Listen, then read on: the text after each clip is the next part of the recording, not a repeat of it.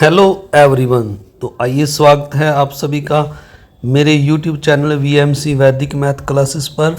तो आज हम कक्षा 8 का लेसन नंबर 4 आंकड़ों का प्रबंधन प्रैक्टिस वर्कशीट जो हमारी आई हुई है NCERT आपके द्वारा, तो इसका हम जो है लेसन नंबर 4 करेंगे। मल्टीपल चॉइस और डिस्क्रिप्टिव क्वेश्चन आंसर करेंगे।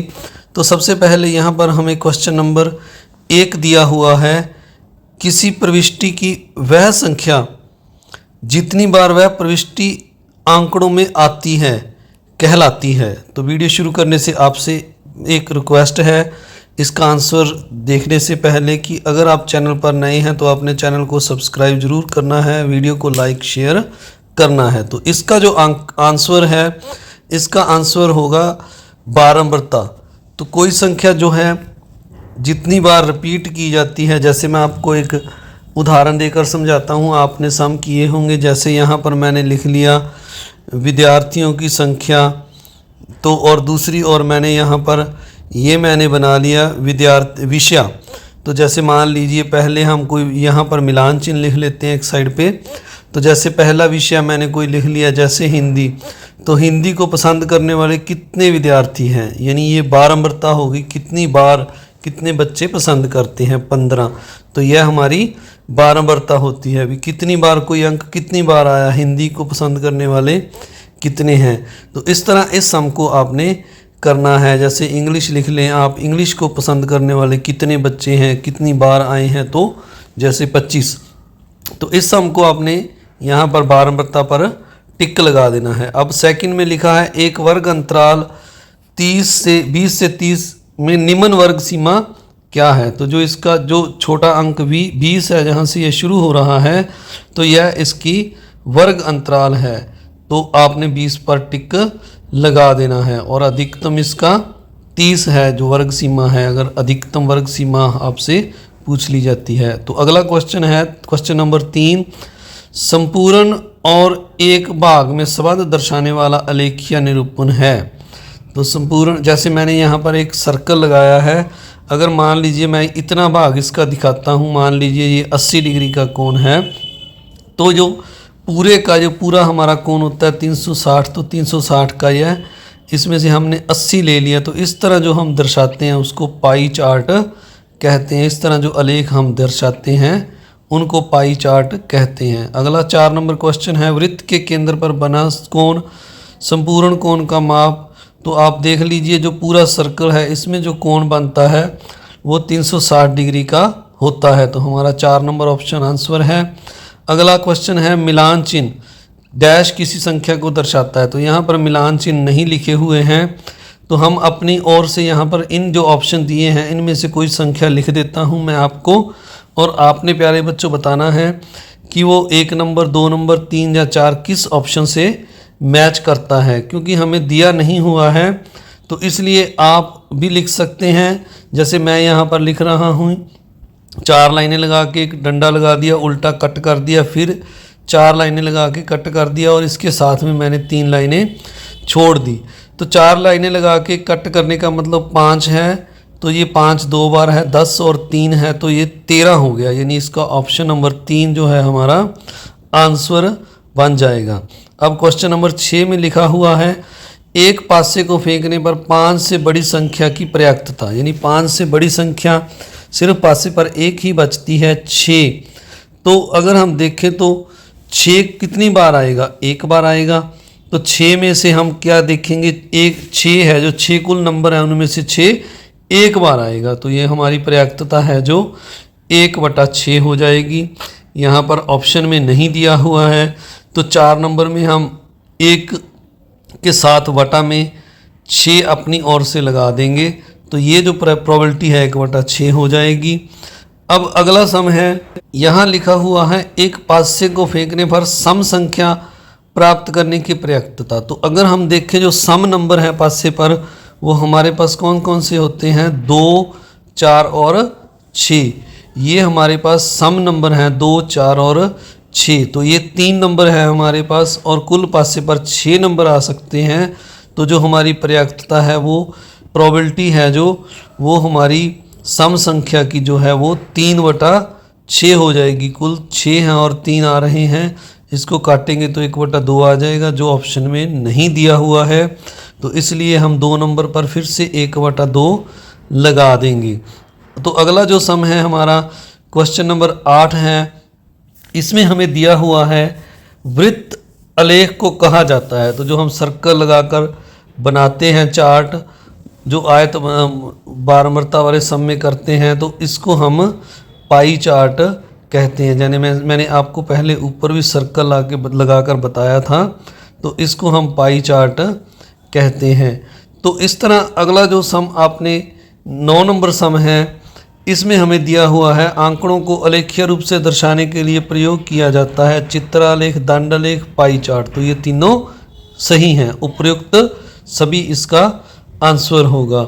आंकड़ों को आलेखीय रूप से, जैसे हम चित्रालेख दर्शाते हैं, दंडालेख सर्कल के लिए हम पाई चार्ट के लिए सर्कल लगाते हैं, और चित्रलेख आपने छठी कक्षा में भी किए थे, तो इसलिए इसका उपयुक्त सभी आंसर होगा।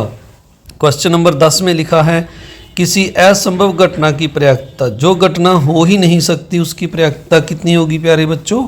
तो उसकी पर्याप्तता 0 होगी, जो घटना हो ही नहीं सकती। अब क्वेश्चन नंबर 11 में हमें दिया हुआ है डिस्क्रिप्टिव क्वेश्चन है, ये बड़े क्वेश्चन।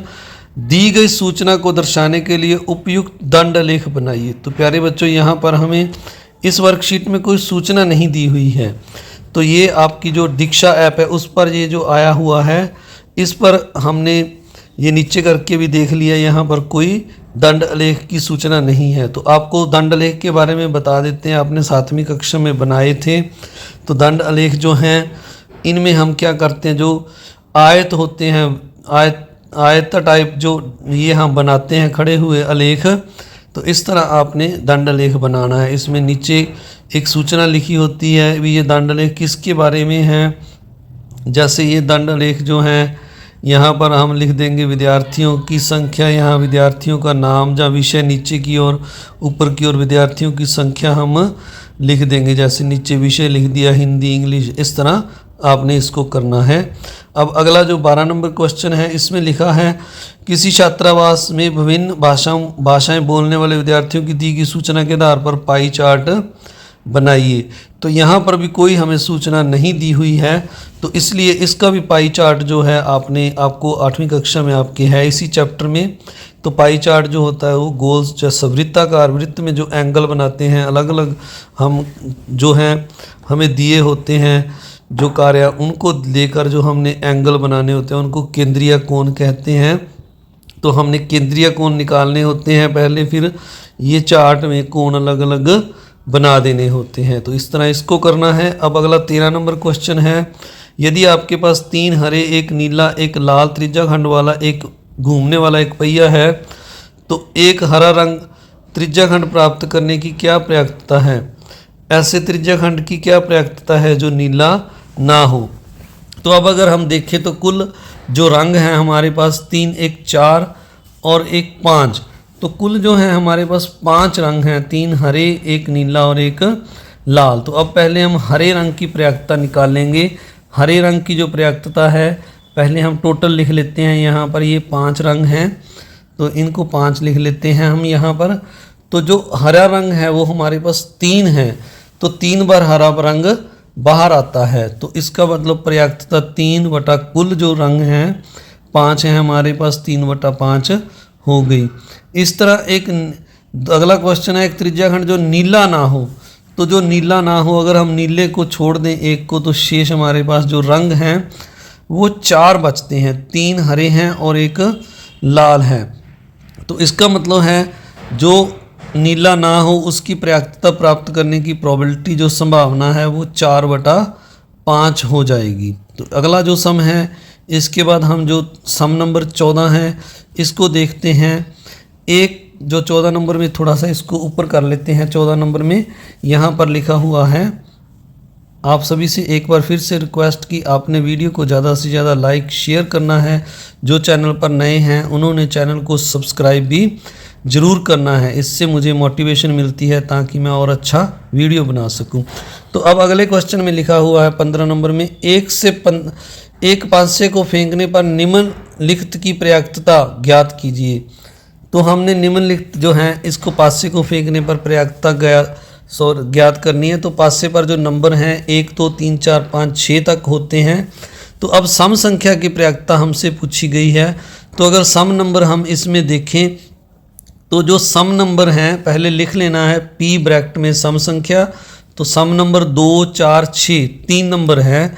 तो टोटल 3 वटा टोटल जो 6 नंबर हैं ये पर्याप्तता आ जाएगी। काट देंगे तो 1/2 हमारी सम संख्या की पर्याप्तता आ जाएगी।